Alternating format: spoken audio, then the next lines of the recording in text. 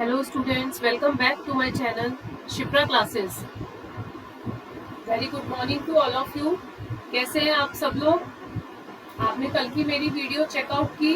अगर नहीं की तो पहले उसे देखिएगा, देन आफ्टर दैट इस वीडियो को देखिएगा, क्योंकि मैंने उस वीडियो में स्टार्टिंग के क्वेश्चन 15 डिस्कस किए हैं सीडीपी के, यूटेट पेपर 2 के, ईयर 2020 के। अब हम कंटिन्यू करेंगे क्वेश्चन नंबर 16 से। 15 क्वेश्चन पार्ट 1 में है एंड आफ्टर दैट हम बात करते हैं क्वेश्चन नंबर 16 की। What is our question number 16? A blueprint is a 3-dimensional chart showing weightage when 2। तो यहाँ पे ये पूछा जा रहा है कि ब्लूप्रिंट एक त्रिआयामी चार्ट है जिसमें अधिभार दिया जाता है, जिसमें अधिभार दिया जाता है। तो किसमें अधिभार दिया जाता है आपको ये चीज बतानी है। ब्लूप्रिंट, ब्लूप्रिंट क्या है? 3-dimensional chart. तो वेटेज किसको दिया जाता है? Showing weightage given to assessment objectives, content areas या फिर फॉर्म्स ऑफ क्वेश्चन। मींस आकलन के उद्देश्यों को, विषय क्षेत्रों को या फिर प्रश्नों के प्रकार को। तो इसमें तीनों चीजों को ही हम वेटेज देते हैं। तो हमारा आंसर हो जाएगा option number D. What is our answer? Option number D. A blueprint is a 3-dimensional chart showing weightage given to assessment objectives, content areas and forms of question. Next question, learning outcomes are. Learning outcomes क्या होते हैं? सीखने के प्रतिफल। सीखने के प्रतिफल क्या होते हैं? Tools of learning, techniques of learning, standard of assessment या फिर types of learning. सीखने के प्रतिफल है सीखने के उपकरण, सीखने की विधियां, आकलन के मानक या फिर अधिगम के प्रकार। देखिए आपसे पूछा जा रहा है आउटकम्स, किसकी बात हो रही है? आउटकम्स। आउटकम्स सीखने के बाद क्या आउटकम निकल कर आया, हमें क्या फल मिला सीखने के बाद। तो ये डिपेंड करता है आकलन पे कि आकलन के मानक, स्टैंडर्ड ऑफ असेसमेंट, हमने किस तरह से उसका असेसमेंट किया किसी भी स्टैंडर्ड का। अगर हम बात करें टूल्स की, टेक्निक्स की, टाइप्स की, तो ये सब आउटकम्स में नहीं आएगा। आउटकम्स में आएगा standard of assessment, how to assessment your standard due to which we get learning outcome. Question number 18. Zone of proximal development. Zone of proximal development की बात हमने किनकी थ्योरी में करी थी? सिंपल क्वेश्चन है, वाइगॉट्स्काय, ZPD। मैंने आपको अपनी थ्योरी की कंटेंट की वीडियो में ये डिस्कस किया है। आप में से जिस किसी ने भी वाइगॉट्स्काय की थ्योरी नहीं पढ़ी है तो जाइए मेरी प्रीवियस वीडियो को चेकआउट कीजिए। वाइगॉट्स्काय की थ्योरी में डिस्कस कर चुकी हूँ अपनी प्रीवियस वीडियो में। जोन ऑफ प्रॉक्सिमल डेवलपमेंट किसके द्वारा वर्णन किया गया है? वाइगॉट्स्काय के द्वारा। Question number 19. Which of the following is not correctly match? आपसे पूछा जा रहा है कि इसमें से करेक्टली मैच कौन सा नहीं है। नॉलेज कॉग्निटिव से है, yes. Physical ability, yes. Psychomotor domain है, साइकोमोटर मीन्स हम फिजिकल एबिलिटीज की बात करते हैं। Application is affective, attitude is affective. अब अफेक्टिव दोनों में तो आएगा नहीं, या तो एप्लीकेशन में आएगा या फिर एटीट्यूड में आएगा। तो इसमें से रॉन्ग कौन सा हुआ?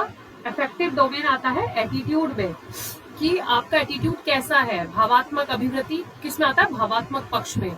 अनुप्रयोग it's not comes in affective domain, तो option C is wrong. Next question में पूछा जा रहा है रूब्रिक्स। रूब्रिक्स क्या होता है? What is rubric? रूब्रिक होता है work evaluating task for different subject areas, कि आपने किसी भी टास्क को किस तरीके से विभिन्न विषयों के मूल्यांकन के लिए मानदंड समय, कोई भी विषय का मूल्यांकन करना है तो उसका मानदंड समूह जो है वो रूब्रिक्स कहलाता है। तो ये डायरेक्ट आपको पता होना चाहिए। Education process which are related to subjects, no. Progress report of the students, no. Rubrics are work evaluated task, जो भी काम आपने किया है उसके जो मानदंड हम तैयार करते हैं मूल्यांकन के लिए, मानदंड समूह रूब्रिक्स कहलाता है। In the progress report of students, next question है विद्यार्थियों के प्रगति रिपोर्ट में क्या होता है? There should be description of performance of students in different subjects, yes. There should be description of different aspects of personality of students, yes. ये भी होता है। तो इसका मतलब both A and B are correct. विद्यार्थियों की प्रगति रिपोर्ट में विद्यार्थियों की विभिन्न विषयों में प्राप्त संप्रति का विवरण होना चाहिए। किस बच्चे को किस विषय में कितने मार्क्स मिले हैं, उसका क्या विवरण किया है टीचर ने, तो ये तो होना चाहिए। विद्यार्थियों के व्यक्तित्व के बारे में, उनके विभिन्न पहलुओं के बारे में भी विवरण होना चाहिए। तो ये दोनों ही ऑप्शंस करेक्ट है। नेक्स्ट है what is the constructive view constructivist view of learning, सृजनवादी दृष्टिकोण से सीखना क्या है। कंस्ट्रक्टिविस्ट व्यू पूछा जा रहा है आपसे कि कंस्ट्रक्टिविस्ट व्यू क्या होता है। Learning is notion active receptive process, students always need support. Always, जैसे मैंने आपको पहले भी अपनी वीडियोस में डिस्कस किया है, अगर ओनली कहीं आ जाए तो वो ऑप्शन काफी हद तक रॉन्ग होता है, मोस्टली रॉन्ग ही होता है। ऐसे ही ऑलवेज की बात आए तो वो भी रॉन्ग ही माना जाता है। हमेशा बच्चे को सपोर्ट की जरूरत है, नो ऐसा तो नहीं है। And guidance for learning through text books, text book अगर आपके पास है तो जरूरी है आपको उसमें सपोर्ट और गाइडेंस की जरूरत हो। टेक्स्ट बुक आप खुद भी पढ़ सकते हैं, कई बार ऐसा होता है कि आपको सपोर्ट की जरूरत नहीं होती है। Learning is an active and meaningful process, yes it is correct answer. Learning जो है एक एक्टिव और मीनिंगफुल प्रोसेस होता है, सेल्फ सेंटर्ड तो नहीं होता है ना। आत्मकेंद्रित सीखना क्या होता है, एक एक्टिव और मीनिंगफुल प्रोसेस होता है जिसमें आप हमेशा कुछ ना कुछ सीखते रहते हैं, meaningful. Next question, which of the following is not the common characteristic of mentally retarded child. Mentally retarded child में से ये क्वेश्चन हमने यूटेट पेपर 1 में भी पढ़ा था, और देखिए यही क्वेश्चन यूटेट पेपर 2 में भी आया हुआ है। तो इसलिए कुछ क्वेश्चंस रिपीट भी होते हैं और कुछ क्वेश्चंस मिले जुले भी होते हैं। तो आपको बस ध्यान से बहुत फोकस होकर क्वेश्चन को समझना है कि एग्जैक्टली क्वेश्चन क्या कह रहा है। आपसे पूछा जा रहा है कौन सी common characteristic mentally retarded children की नहीं है। यहाँ पर पूछा जा रहा है not, delayed response yes, deficient in social intelligence yes, delay in developmental milestones yes, ability to remember, याद करने की क्षमता। अगर बच्चा दिव्यांग है, मानसिक रूप से दिव्यांग है, तो उसकी याद करने की क्षमता नहीं होगी, तो ये इसका रॉन्ग ऑप्शन हो गया। विलंबित प्रतिक्रिया, सामाजिक बुद्धि में कमी, विकासात्मक माइलस्टोन में विलंब, हर चीज में कमी रहती है अगर कोई बच्चा दिव्यांग है तो उसकी याद करने की क्षमता जो है वो दिव्यांग बच्चे से रिलेटेड नहीं है, ये इसका कैरेक्टरिस्टिक नहीं है। नेक्स्ट क्वेश्चन है match the column. Match the column मैंने आपको बताया था, अगर आप एक भी मैच कर पाते हैं तो इट मीन्स आप अच्छे से आंसर कर पाएंगे। देखिए क्वेश्चन 24 है विजुअली इम्पेयर्ड। विजुअली इम्पेयर्ड अगर कोई बच्चा है तो उसको किस तरह से आप क्या चीज ऐसी देंगे जिससे वो अच्छे से समझ पाए। तो देखिए इसमें आएगा hearing impaired, flash card, talking books. देखिए अगर कोई हियरिंग इम्पेयर्ड है जिसमें श्रवण बाधित है, अगर आप उसे टॉकिंग बुक देंगे तो वो सुन तो पाएगा नहीं, तो टॉकिंग बुक इसका आंसर नहीं हुआ। साइन लैंग्वेज, साइन लैंग्वेज से किसको समझाएंगे। सबसे पहले हम देखते हैं दृष्टि बाधित में। दृष्टि बाधित में आएगा आपका answer flash card, talking book, sign language, magnifying glass. It means इसका आंसर रहेगा विजुअली इम्पेयर्ड का टॉकिंग बुक्स, क्योंकि जो देख नहीं पा रहा उसको आपको ऐसी चीज बतानी है जो बोलकर समझाई जा सके। सपोज टू भी कोई बच्चा अगर देख नहीं पाता तो हम उसे बोलकर समझाएंगे, तो विजुअली इम्पेयर्ड का आंसर हो जाएगा टॉकिंग बुक्स।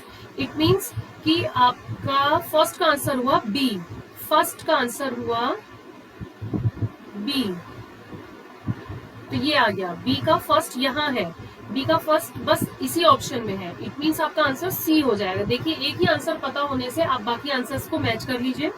ए का आंसर होना चाहिए 4, ए का आंसर होना चाहिए 4। फ्लैश कार्ड, फ्लैश कार्ड के थ्रू हम लर्निंग डिसेबल बच्चों को सिखाते हैं, जो अधिगम अक्षम है उनको हम फ्लैश कार्ड के थ्रू सिखाते हैं। ठीक है, बी का 1 हमने बता ही दिया। Talking books is visually impaired. C का 2, सी का 2 sign language, sign language means hearing impaired. अगर कोई बच्चा हियरिंग सुन नहीं पा रहा है तो हम उसको किसके थ्रू समझाते हैं। आपने न्यूज चैनल देखे होंगे, जो सुन नहीं पाते तो उनको साइन लैंग्वेज के थ्रू न्यूज समझाई जाती है, तो साइन लैंग्वेज से हम हियरिंग इम्पेयर्ड बच्चों को समझा सकते हैं। मैग्नीफाइंग ग्लास, मैग्नीफाइंग ग्लास का आंसर हो जाएगा लो विजन। ठीक है, तो इस तरीके से हमने ऑप्शंस को एलिमिनेट किया और अपने आंसर तक पहुंच गए। तो इसके एक आंसर भी अगर आपको पता है तो आप अपने फाइनल आंसर तक पहुंच सकते हैं। Next question number 25, hearing impaired at classroom level can be identify through. कक्षा कक्ष स्तर पर श्रवण बाधिता की पहचान की जा सकती है। कैसे की जा सकती है।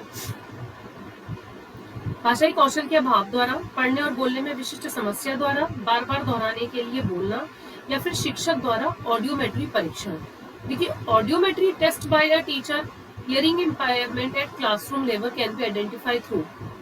लिंग्विस्टिक स्किल्स में अगर कमी है तो आप उसको आइडेंटिफाई कर सकते हैं कि कहीं ना कहीं श्रवण बाधित की पहचान हो सकती है, पढ़ने लिखने में उसे समस्या आ रही है या बार बार दोहराने के लिए बोलना, ठीक है, ये सब चीजें जो है हियरिंग इम्पेयरमेंट की एक आइडेंटिफिकेशन है जिसके थ्रू क्लासरूम लेवल पर आइडेंटिफाई कर सकते हैं। तो इसका आंसर हो जाएगा बी, क्योंकि 1, 2 एंड 3 आर करेक्ट। शिक्षक द्वारा ऑडियो, अगर ऑडियो की बात हो रही है, यहाँ पर किसकी बात हो रही है, हियरिंग की, अगर वो सुन ही नहीं पाएगा तो ऑडियोमेट्री के द्वारा आप कैसे परीक्षण कर लेंगे, ऑडियो मीन्स तो सुनना हुआ और वो खुद ही श्रवण बाधित है, तो इट मीन्स 4 तो आंसर में आएगा ही नहीं, तो 4 1 में भी है, 4 C में भी है, तो इट मीन्स A और C तो होगा नहीं। बार बार दोहराने के लिए बोलना, बार बार रिपीटिशन, फ्रीक्वेंटली रिपीटिशन करना, तो ये भी hearing impairment at classroom level को हम आइडेंटिफाई कर सकते हैं इससे। 1, 2, 3 is your correct answer. Dysgraphia is a type of learning disability associated with, देखिए कल हमने पढ़ा था डिस्फेजिया, ठीक है, आज हमारे पास क्वेश्चन आया है डिस्ग्राफिया का। आप बताइएगा कल की वीडियो में हमने डिस्फेजिया में कौन सी लर्निंग डिसेबिलिटी पढ़ी थी, कमेंट करके मुझे बताइएगा, जिससे मुझे पता चले कि किस किस ने वो वीडियो देखी है और किस किस को पता है डिस्फेजिया का क्या मीनिंग होता है, डिस्फेजिया किस लर्निंग एबिलिटी से रिलेटेड है। इसका आंसर आप मुझे देंगे। नेक्स्ट क्वेश्चन है डिस्ग्राफिया। डिस्ग्राफिया में क्या होता है, डिस्ग्राफिया अगर किसी बच्चे को है तो उसे राइटिंग में प्रॉब्लम आती है। डिस्ग्राफिया एक प्रकार की क्या है, अधिगम अक्षमता है, जिसका संबंध होता है लिखने की समस्या से। अगर आपको राइटिंग में प्रॉब्लम है, it means you are in which situation, dysgraphia, learning disability. Dysgraphia is a type of learning disability associated with problem in writing.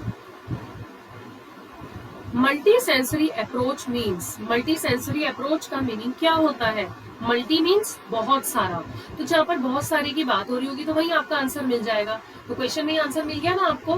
Use of audio visual mode, use of several sense modalities, several means विभिन्न, तो it means B is your correct answer. आपको answer मिल गया, आपने ही question में multi means several, तो use of several sense modalities is your answer.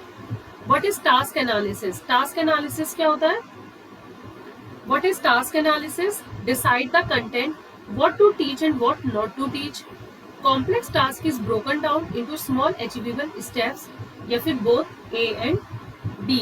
अब देखिए आपको टास्क को एनालाइज करना है, एनालाइज मीन्स उसको पार्ट्स में डिवाइड करना है, तो पार्ट्स में डिवाइड करने के लिए कोई भी अगर आपको कॉम्प्लेक्स टास्क दिया जाए तो उसको आप स्मॉल स्मॉल अचीवेबल स्टेप्स में तोड़ लो ताकि आप अपने कॉम्प्लेक्स टास्क तक पहुंच सको, तो ये टास्क एनालिसिस होता है, तो it means B is your correct answer. जैसे मैं आपसे कहूं कि आपको within 8 to 10 days CDP का पूरा सिलेबस कंप्लीट करना है, आपके लिए कहीं ना कहीं कॉम्प्लेक्स टास्क है, लेकिन अगर आप सोचेंगे कि मेरे पास 20 टॉपिक्स है CDP में, तो आज मैं 5 करूंगा, कल मैं 5 करूंगा, देन थर्ड डे मैं 5 करूंगा, देन 4th डे में 5 करूंगा, आपके 20 टॉपिक्स कंप्लीट हो गए, फिर आपके पास 4 डेज बचे, तो आपने उसको 4 डेज में रिवाइज भी कर लिया और उसके प्रीवियस ईयर क्वेश्चंस भी लगा लिए। तो जब आपने अपने कंप्लीट टास्क को, एक कॉम्प्लेक्स टास्क को पार्ट्स में डिवाइड कर दिया, तो आप अपने एक अचीवेबल स्टेप तक पहुंच गए, तो it means it is your correct answer. Question number 29, as a teacher what should be done to highlight the positive image of girls, एक अध्यापक के रूप में लड़कियों की सकारात्मक छवि को उजागर करने के लिए क्या करना चाहिए, क्या करना चाहिए, उनकी क्षमताओं को उजागर करना, यस। पुरुषों के कार्य अथवा महिलाओं के कार्य जैसा कोई विभाजन नहीं होना चाहिए, यस। उन्हें स्वावलंबी बनने के लिए प्रोत्साहित किया जाए, यस। तो उपरोक्त सभी, तो ये सारे ही ऑप्शंस करेक्ट है, तो all of the above are the correct answer. Simple question था, कोई टफ नहीं था। According to Maslow theory, Maslow theory भी मैंने आपको डिस्कस करी है अपनी प्रीवियस वीडियो में, मैस्लो थ्योरी भी एक बार उसकी पूरी थ्योरी पढ़ लीजिए जिससे आपको इजीली समझ में आए। इसमें आपको सिर्फ सीक्वेंस बताना है, बिल्कुल सिंपल क्वेश्चन है। जिसने भी मैस्लो थ्योरी एक बार रीड आउट कर ली है, उसके स्टेप्स पढ़ लिए हैं, what is the need, hierarchy क्या है जो मैस्लो ने दी है नीड्स की, तो वो हमें हायरार्की बतानी है। देखिए फर्स्ट सब में है, तो इट मीन्स फर्स्ट तो सबसे पहले कौन सी नीड आती है, फिजियोलॉजिकल नीड, ठीक है। आफ्टर दैट सेफ्टी नीड्स, और आपको ये भी पता है कि सबसे लास्ट में कौन सी नीड आती है, self actualization need. It means कि थर्ड आंसर सबसे लास्ट में आना चाहिए, तो थर्ड तो सी में ही आ रहा है, तो आपको बाकी देखने की जरूरत ही नहीं। और अगर आपको आंसर्स पता है तो आप एग्जैक्ट बताएंगे कि first number is physiological, second number is safety, third number is love and belongingness, and then self respect, and then at the last self actualization is the higher need. तो ये हुए आपके CDP के all questions complete. 2 parts में मैंने ये video सारे questions complete किए हैं। दोनों पार्ट्स को अच्छे से देखिए, रिवाइज कीजिए और पढ़ते रहिए। मेरी वीडियोस पसंद आ रही हो तो लाइक, शेयर एंड सब्सक्राइब करना ना भूलिए। Thank you for watching.